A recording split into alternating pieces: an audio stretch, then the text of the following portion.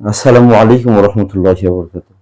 সম্মানিত শ্রোতা মণ্ডলী, আজ আপনাদের সাথে বিশেষ একটা বিষয় নিয়ে আলোচনা করব, আর তা হলো নামাজ আদায়ের নীতিমালা। আল্লাহ রাব্বুল আলামিন আমাদের উপর নামাজ ফরজ করেছেন।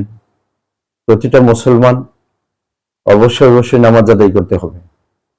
যেহেতু হাশরের ময়দানে আল্লাহ রাব্বুল আলামিন সর্বপ্রথম নামাজের হিসাব নেবেন, আমরা নামাজগুলো ঠিকমতো আদায় করেছি কিনা, সেজন্য অবশ্যই আমরা সকলেই সুন্দরভাবে নামাজগুলো আদায় করতে হবে। পুরুষ হোক মহিলা হোক, সবার উপর নামাজ আল্লাহ রাব্বুল আলামিন ফরজ করে দিয়েছেন। তাই অবশ্যই আমাদের সকলকে অত্যন্ত গুরুত্বের সাথে নামাজগুলো ঠিকমতো আদায় করতে হবে।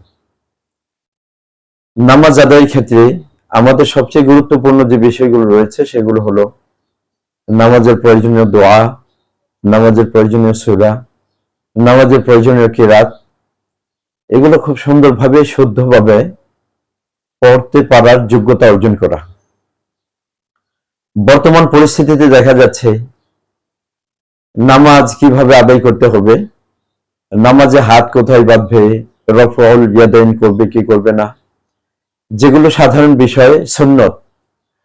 কোন ব্যক্তি নামাজে হাত না বাঁধলেও তার নামাজ হয়ে যাবে, রফউল ইয়াদাইন করুক বা না করুক তাতে নামাজ আদায় হয়ে যাবে। আমি যখন মক্কায় এবং মদিনায় নামাজ আদায় করেছি তখন দেখেছি কত মানুষ কত ভাবে নামাজ আদায় করছে। একজন আল্লাহু আকবার বলে হাত উঠিয়ে ছেড়ে দিয়েছে, পুরা নামাজে কখনো হাত বাঁধেনি। আবার অনেকে নাভির নিচে হাত বেঁধেছে, অনেকে বুকে হাত বেঁধেছে।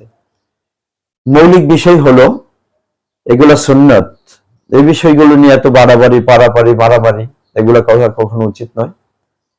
কিন্তু আমাদের নামাজ শুদ্ধ হওয়ার জন্য সূরা সুন্দরভাবে পড়তে পারা, কিরাতগুলো সুন্দরভাবে পড়তে পারা, নামাজে তাশাহুদ, দরুদ শরীফ, দোয়া মাসুরা, দোয়া কুনুত, সানা রয়েছে, এগুলো শুদ্ধভাবে পড়তে পারার যোগ্যতা অর্জন করা। নামাজের অন্যান্য যে দোয়াগুলো রয়েছে, রুকুর তাসবিহ, সিজদার তাসবিহ, এগুলো সুন্দরভাবে শুদ্ধভাবে পড়তে পারা, এগুলোর যোগ্যতা অর্জন করা আমাদের জন্য ফরজ। তাই আমরা দলাদলি না করে আমরা যে কোনো দলেরই অনুসারী হই, অবশ্যই আমাদের সূরা কিরাতগুলো সুন্দরভাবে পড়তে হবে, শুদ্ধভাবে পড়তে হবে। আপনাদের প্রতি আমার আহ্বান, আসুন আপনারা দলাদলি বাড়াবাড়ি মারামারি এগুলো না করে আমরা সকলেই সুন্দরভাবে নামাজ আদায়ের লক্ষ্যে সূরা কিরাতগুলো সুন্দর করি, আযান ইকামতগুলো সুন্দর করি, নামাজের প্রয়োজনীয় দোয়া দরুদগুলো সুন্দর করি।